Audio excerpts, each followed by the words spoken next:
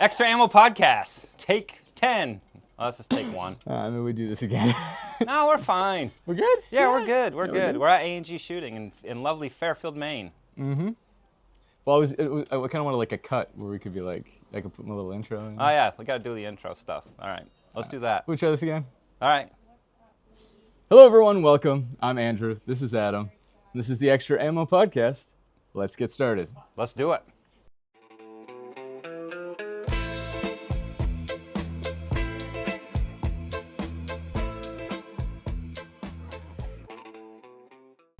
Okay.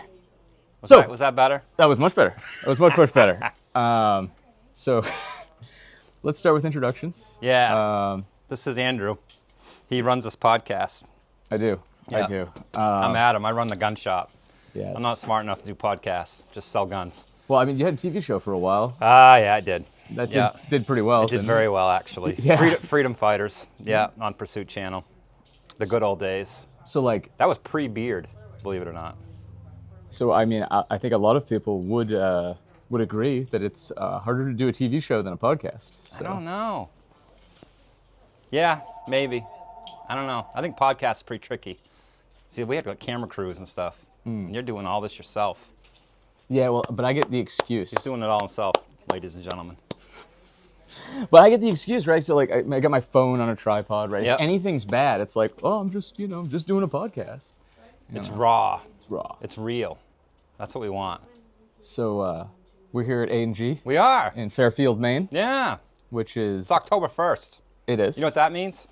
You know what that means? What does that mean? That means eggnog is in the Walmart fridge right now. See, now that you've said that, the Are you an eggnog drinker? No, like, I don't particularly love eggnog. Mostly because I'm lactose intolerant. So. Well, that's a problem for eggnog drinkers. My significant other, she is obsessed with it. Has she tried the vanilla eggnog? She's really particular. The vanilla is very good. Try the vanilla eggnog. Hear that? I'm going to get the vanilla eggnog. Yeah. We're not that just, could be we're not just video. a gun shop. We have tips for everything. What are we talking about today? Well, so I wanted to talk about Sig firearms. Specifically, I mean, of course, the 320. Jesus! Oh, 320. Yep. Okay. Whew. Yep. I wanted to talk about the 320. My heart rate goes up when people say that. And why? Why does it go up? Wow, they just randomly go off everywhere. Yep. It's daily. It's rampant. Well, that's the rumor, right? That is a rumor. I don't think. Do you think that rumor has legs? That's the question. Well, I think anything that's mechanical can fail. Absolutely. Right. So if you have as many guns out in the wild as any manufacturer does, you're gonna have some that potentially could have just a mechanical failure, right? And that they're being used. Yes. Like these are really being used. Mm-hmm. It's not like the gun you buy and you stick it in your closet and hide it from the wife. This is like duty weapons. They're being handled, how many times a day, tons of law enforcement agencies, and we've had a couple instances that looked a little fishy. Yep. Right? I'll say that. They looked a little fishy. For me, I've owned one. Have you owned one? You've had one. Oh, more than a few. You've had a couple. These you ones still here. have some. Yes. He still has them. That's a real man. He kept his 320. I don't carry it. Thank God. No, but we've sold, I would say, I don't want to say thousands, but hundreds.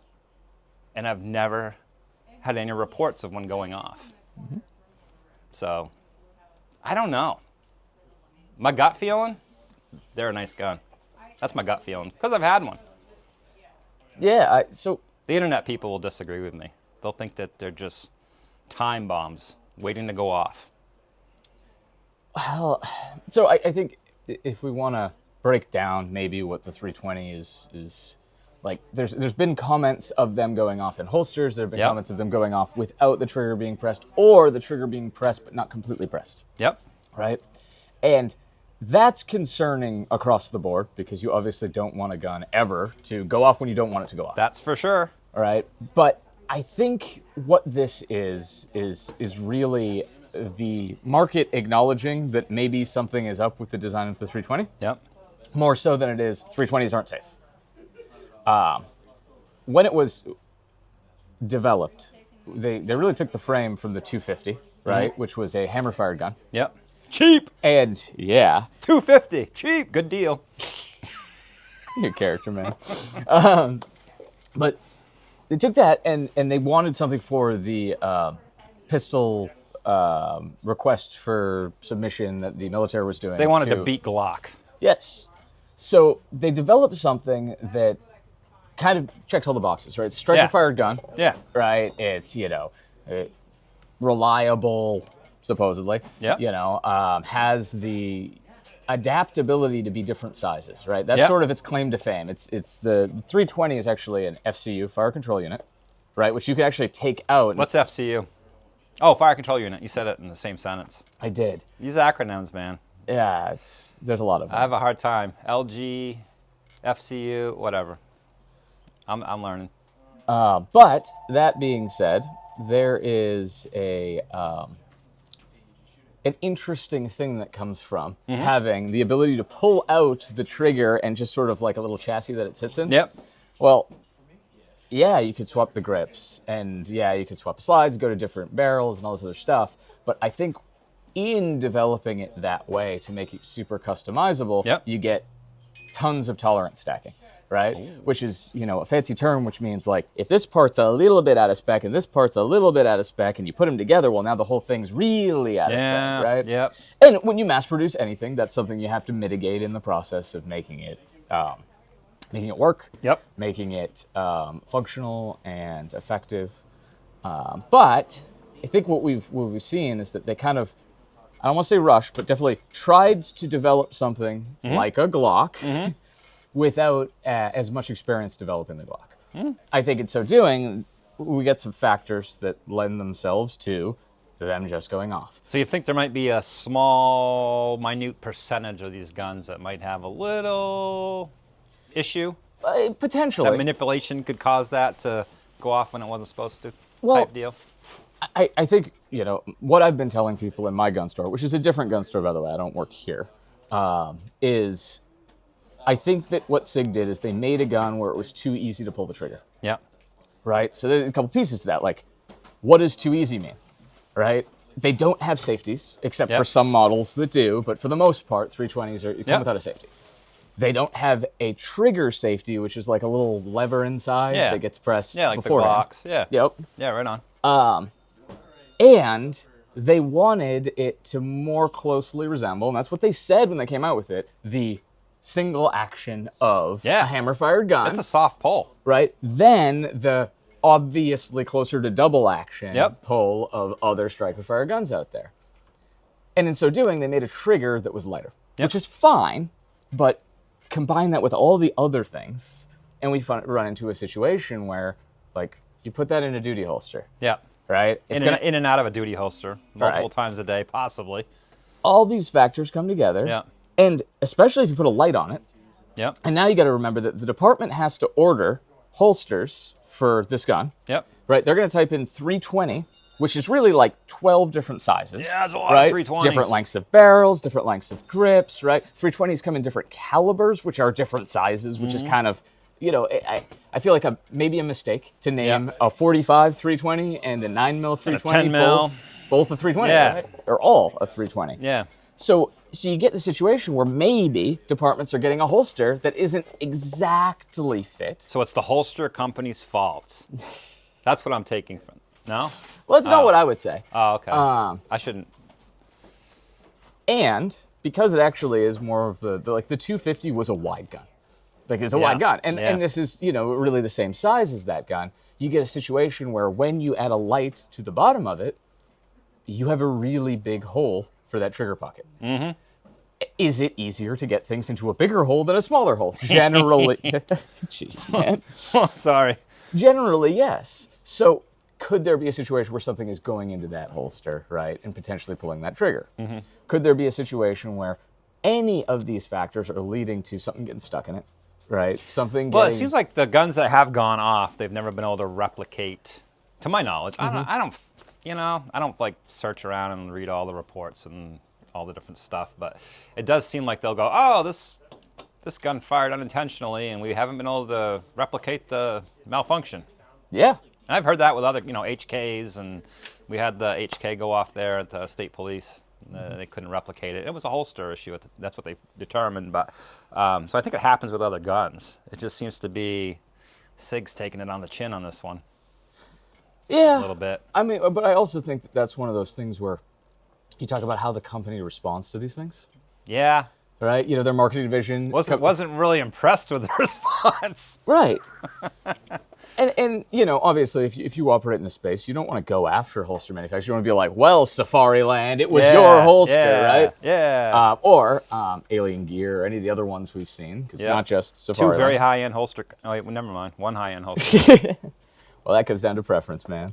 But I think what's interesting here is that it begs the question, and I think it was the Lucky Gunner did a video on this, which is like, well, hold on. Yeah. We want this super light trigger press, and then, hey, guess what? Whether or not, if we should remove the mechanical failures, right? That can happen to any gun. Oh, yeah, right? absolutely. So if we're removing those from the situation, what we're seeing here is, well, maybe this is just a product of having a trigger that's too light with these other factors. Yeah.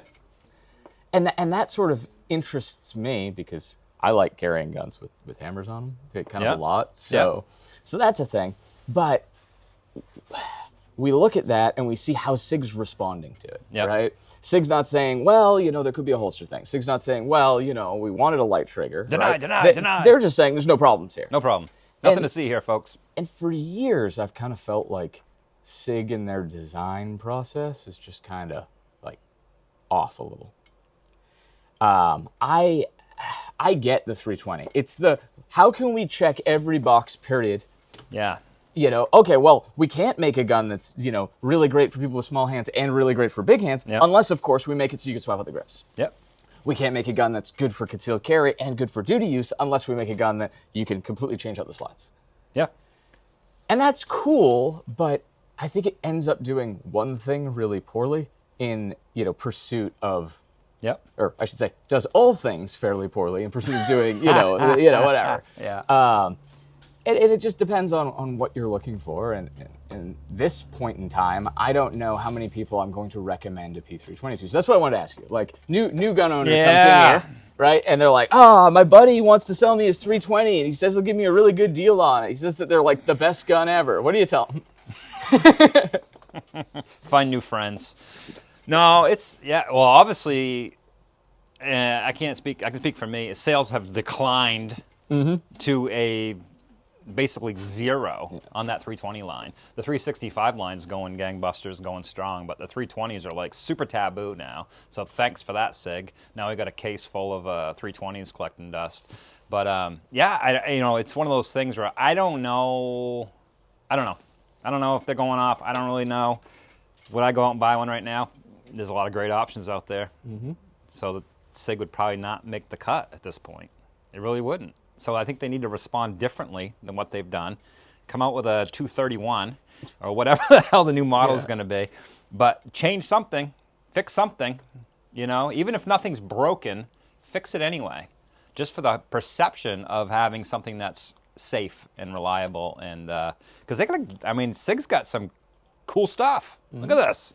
It's awesome. They make some nice stuff, you know, they really do. And they're a nice company, and they're, you know, New England based, you know, U.S. made.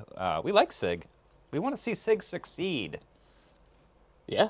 So. Yeah, that's basically, I mean, if somebody comes into my store, asks me, hey, like, should I get a 320? You know, I would tell them, hey, you know, right now we're hearing things. I would definitely recommend it highly until I sell out, and then I would never order anymore. Oh man, this is what you need right here. Yes, this is the best gun ever made. You know how many NDs you can fit in this bad boy? They're so hard to find right now, too. Oh, I love it. But no, you know, I would be honest with them. I'd be like, hey, there's a lot of these reports, and I don't like how Sig's responding to the reports. Yeah. You know, and I think a lot of people have the same opinion. Which Absolutely. Is, you know, I don't know that anything is necessarily happening. I'm concerned with how many times I've heard this happen, and I'm very concerned with how Sig is like, yeah, no, it's not a thing. Yeah. But like you said, like you still own 320s. I would still own a 320. Yeah. No problem with the gun. Probably wouldn't carry it chambered. Just one of those things. And if I have a gun that I can't carry chambered, I probably ain't gonna carry it. Yeah, I don't. You know? I don't believe in that. So each to their own, I guess. Yeah. Buyer beware. So I don't know how much you interact with Sig directly. Are you a Sig like direct? Nah, I don't interact with anybody directly. All right. I like indirect. Well, something I've noticed about Sig over the last kind of few years is it seems like there's two ways they design something. They design it for the military, and they assume if they get the contract, everybody's going to want it, so that's a win. Or they design it for civilians, right? And when they do things like that, they get away with not having to, right, adhere to the same expectations that a military weapon would. Yeah. And I feel like it sometime probably 90s, early 2000s, it kind of like totally swapped, right? So it used to be that Sig civilian side of things, like the Mosquito. You remember the Mosquito? Yeah, I remember that. Right? It was just bad. Yeah. Right? But like the 226, right, is awesome. It's a very nice gun. Right? Military side, very cool. Civilian side, maybe not so much. Yeah. Right? Mosquito. Now, They didn't even make the Mosquito, though. This is true. That's a hard comparison. They're like, hey, we need a cheap 22 because everybody else has got one, so let's get some German company to... All right, so because they're German. Well, this is true. This is true, and it is weird. You know, they used to be. What's so weird is the GSG Firefly, which basically is a Sig Mosquito. They work, but the Sig Mosquito never worked. Like it never worked. People are like, oh, this gun jams. Like it's supposed to. Like that's how they're designed. But then fast forward, right? Yeah. And I would say the 365 is very, very clearly targeted at civilians. Hell yeah. Right? That is a concealed carry gun through and through. Now, of course, Sig, I'm sure, would say, plainclothes officers, undercover, whatever, detectives, that kind of thing. It's a good option for. But I would say it was definitely designed for concealed carry for the civilian market. 100%. And it's rad. I mean, it was one of the tiniest 9mm you get. Yeah. Right? With a lot of capacity. Yeah. Like they figured out how to squeeze, 12 rounds in that. Well, the 10 rounder was the original, but even 10 rounds in the original was huge. Because what was out? The 43s holding like 7 rounds. Yeah, 6+1. Yeah, so, So now you got 10-round gun and super compact. Now everybody's like chasing Sig now on that. You got the Hellcats coming out, all this different stuff. And I think Sig's the one that really started that off. And bravo, because they've done it, look at the fuses. What do they hold? Like 400 rounds. The round count is insane on those. 17, but 17, 400. It's pretty close. Yeah. So they've done a great job of that line. Maybe they should stick to the civilian market. Well, and so that's but that's the thing though. So I often will talk with people at Sig. I'll ask them like, oh, this new suppressor, like it's really expensive. They're like, no, here's the thing, it's not for you. We're designing this for the door kickers who are over in the Middle East doing that, or where does for people spending government money. Right, and they kind of get away with that when they want something overpriced and expensive. Yeah. But then they get away with all the different colors on the 365. So they get to play both sides of this. But when you go for the military stuff, it seems like they sort of design around one aspect to get a contract. Yep. And I feel like in the past, that worked really well. Yep. Right? 226, one of my favorite guns, right? But now you see the 320, where they were like modular. All they heard from that whole thing was modular. So they designed for that, and I think that's led to the problems we're seeing. And then this, the next generation squad weapon. So this is a Sig Spear. It's in 6.8x51, which is well, yeah. So it's I guess the new caliber. What's wrong with 308? Well, 308 is like 60,000 psi, I think.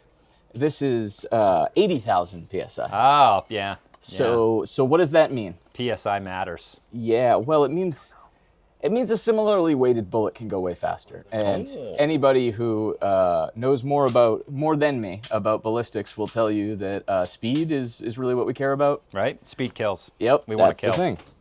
So supposedly this cartridge with the fancy bimetal case that is required to actually hit those upper bounds of pressures can defeat certain other countries' body armors. Oh. Certain other countries that might speak a language that starts with R. That maybe that's the whole point of that cartridge. At least that's the rumor I heard. Rumor. Starts Now, with R. Also, this NGSW was designed around a shorter barrel with a what size barrel is that? 12 and a half, 13, somewhere around there, Okay. 13 and a half. Yes, this is a one of my registered SBRs. In case the ATF is watching, yes, I did the paperwork and everything. Two stat. Oh, yeah. Okay. Dude, if they ever show up at my house, I'm just gonna say Adam told it. I'm just gonna give him a copy of your FFL and just be like, it was Yeah, I Adam. just He sold did it to it. him over the counter. Yeah. Yeah, You know. no background check, none of that. But it is one of the purpose, or I guess design principle of this system is that it is fired with the suppressor, with the short barrel. Because of the pressure, you get the performance of a longer barreled system. Yep. That's the theory. All right. Have you shot one of these? No. Well, I have. It's too fancy. And I will say, and perhaps it's the ammo I'm using, because I don't have access to the cool guy, like military loadings. It seems like it has a short barrel, because I'm getting the accuracy of a really short barrel. And I gotta tell you, yeah, I mean, I guess it's quieter than if I took the can off, but certainly not as quiet as is the more, designed for quiet cartridges, the regular blackout, or not 6.8, but 8.6. It's really confusing. You got two cartridges that came out like about the same time. You got 6.8 by 51 data, and then you've got 8.6 blackout, which is like that Q thing with the boombox. Oh, yeah, the big giant bullet. Yeah, it's neat. Yeah. But I think this is a great example of what I was talking about, right? They were like, all right, cool, we want to do one thing. We want the super high pressure cartridge. Oh, and now we're talking about suppressors, because everyone wants to talk about like low back pressure and not getting like cancer juice sprayed in the faces of our soldiers. So like, it's got to be suppressed, and we're just going to go for that in the military contract. What they ended up with was a really heavy gun. This looks is, heavy. I mean, this is really, this isn't even weighed down with anything other than an optic. It's heavy. Yeah. You'd think that's a heavy gun. it's shorter, and that would make it lighter. Now, I did put this optic on top. It's the Sig Tango 6T. It's a 1:6 LPVO, which is low power variable optic, meaning it can go all the way down to 1x, right? Kind of use it like a red dot, but then you can go up to 6x, 6 times magnification, stretch out a little further. This isn't technically the right optic to put on these, though. It's the right color, though. They're That's often all that paired really together. matters. It's the right color. The right optic is actually a Vortex with a ballistic computer inside of it. Holy. You can't get those. Actually, I think the military's having a hard time getting those, but I don't know if you are a Vortex dealer like we are, but I'm having a hard time getting a lot of Vortex stuff, so maybe they should work on that. Maybe they should. But that is actually far heavier than this setup. So even my heavy LPVO is actually less heavy than that. And I don't have an IR laser. I don't have a light on this. I don't have slings. Oh, this is the ghetto version. Not even talking about It's like the welfare ammunition. version of SIG rifles right here. So designing for a contract got us problems with the 320. And I would say, not that I'm an expert on these things, but designing for a contract here seems to have got us some problems. Because I don't know if you've heard any of the rumors on soldiers not particularly liking this who are testing it. But yeah, they say all the things I just said. It's heavy, and it's not as accurate as we'd like it to be. Well, that's and it'd be sucks. really great if we could use that optic, but we can't get them.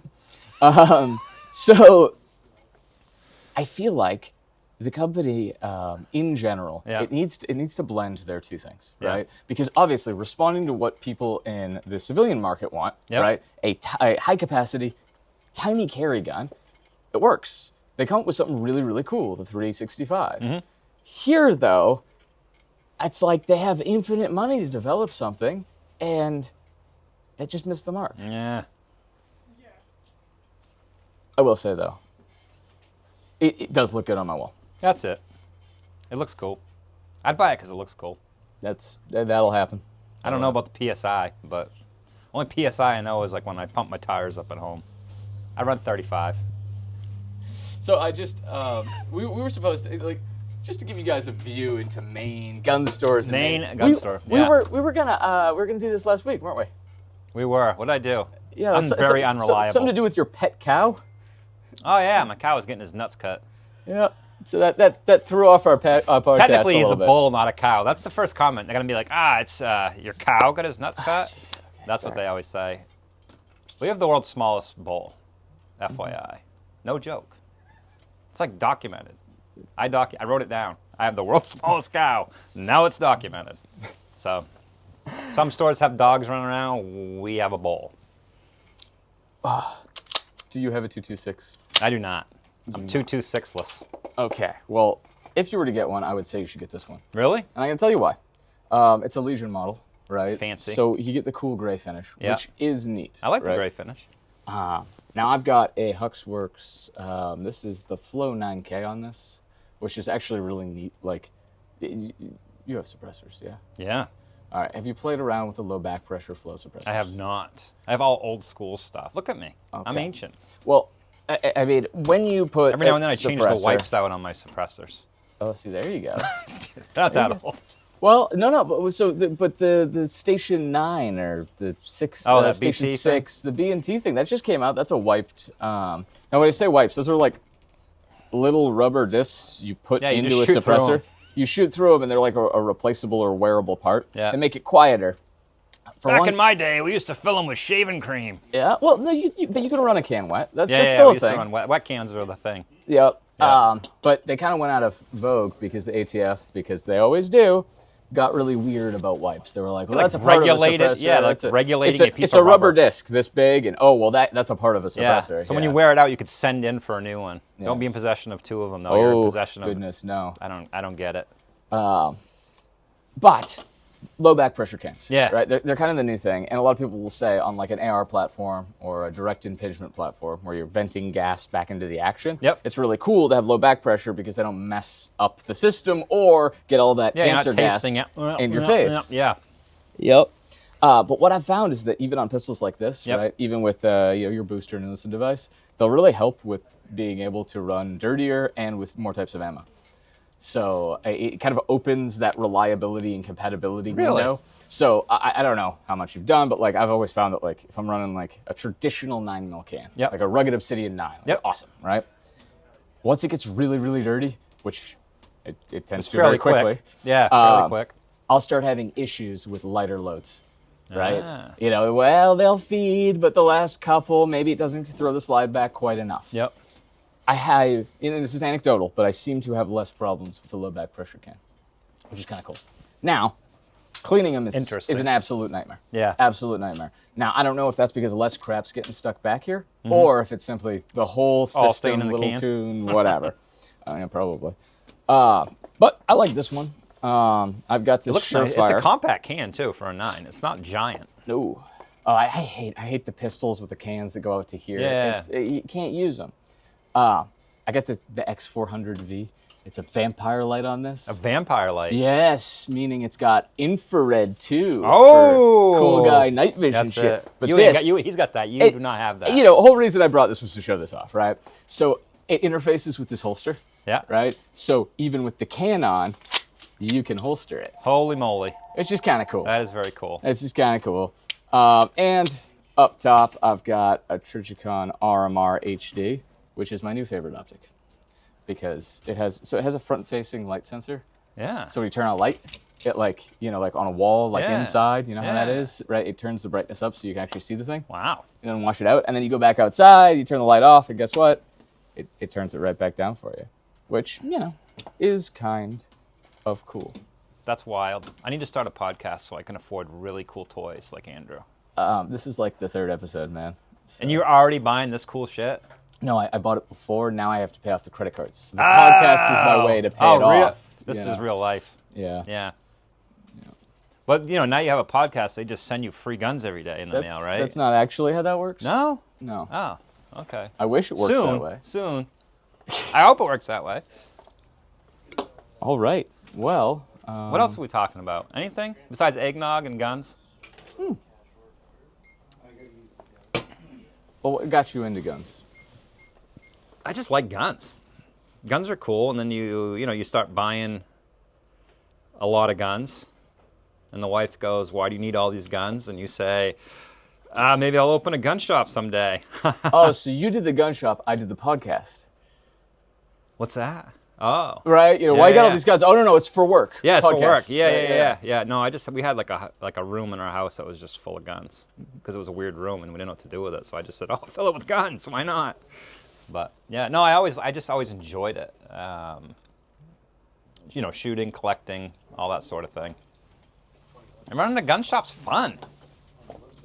Well, what did you do before? Sold beer. Worked for a brewery. So that That was fun too. I like fun jobs. I've been sent here to just have fun. yeah. Yeah. That's Well, that's my cool. mission in life, to have fun. Guns and pinball. That's what we have here. Guns and pinball. And a cow. A bull. Yes. Yeah. And you do have quite a few pinball machines. A few. A lot. Yeah, a lot of pinball. But no, I don't know. Gun shop's fun. It can be fun. It's also stressful at times. When ATF's here, it's very stressful. Yes. Now, our ATF agents are actually pretty cool that we deal with. But yeah, it can be, you got to be, you know how it is. There's no room for error. Right. So I mean, obviously, like, you like shooting, I like shooting. It's all well and good. Yeah.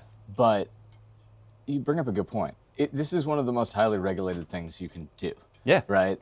And yeah, it's super cool, and we got to deal with this stuff, but also, I don't know that anybody's making millions of dollars. No, on guns. that's the big misconception is the massive buckets of money we take home every night. There's really not that much markup in guns. I have friends that are in other retail businesses, and they look at margins, and they look at the margins in a gun shop, and they go, why on earth would you be selling guns? It's like, 10 or 15%. Oh, yeah. It's really all it is. It's really not that much. So everybody's like, oh, I'll buy my guns from Bud's gun shop and save $20. We're not making anything to begin with. It's true. This is true. Crazy. And then, people say, well, yeah, but you make it all up in the ammo, which is sometimes worse. It can be better. Some of the accessories can be better, but generally speaking, in terms of sound business practices, if you had a ton of money to invest, this I would not give you be the line I would go. I would say, maybe try a restaurant. I hear they're really good investments. Right? But no, I think most people do it because they love it. No, that's why we do it. Love the guns. That's 100% why we do it. It's a lot of fun. And it's important, 100%. And of course, I like talking about guns. That's why I did the podcast. Right? Yeah. You get to do that, some of the day at least. It's not because of the huge amount of money you're making from it? I was joking. We were joking earlier that, like, I have to eventually make money off of the podcast to justify all the things I'm buying for the podcast, know? Like, microphones and tripods and gimbals and cases. I have a microphone on. Can you see it? I think it's hidden by your wonderful beard. He looks like he's got a squirrel on his neck. And not me. I got it hidden. I got it well hidden. You should make like a little bow tie. You could wear like a little bow tie with that little microphone thing in the middle of it. It'd be like incognito.